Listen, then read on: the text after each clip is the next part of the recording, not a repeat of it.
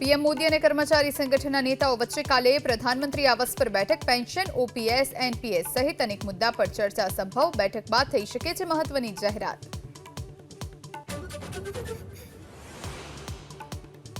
લાંબા વિરામ બાદ રાજ્યના કેટલાક વિસ્તારમાં મેઘમહેર. અમરેલી, નર્મદા, છોટાઉદેપુર, દાહોદમાં વરસાદ તો ગાંધીનગર સહિત કેટલાક વિસ્તારમાં વરસાદી ઝાપટા.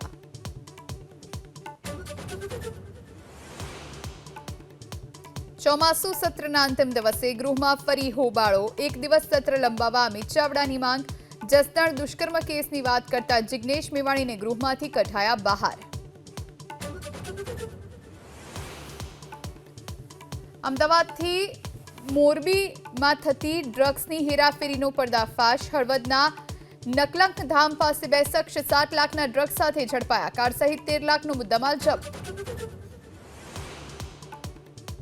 સુરતમાં મેટ્રોની કામગીરીને લઈ 24 દિવસમાં બીજી દુર્ઘટના. હાઇડ્રોલિક ક્રેન તૂટતા લોકોમાં રોષ. કોન્ટ્રાક્ટર સામે કાર્યવાહી થશે કે નહીં તેને લઈ ઉઠ્યા સવાલ.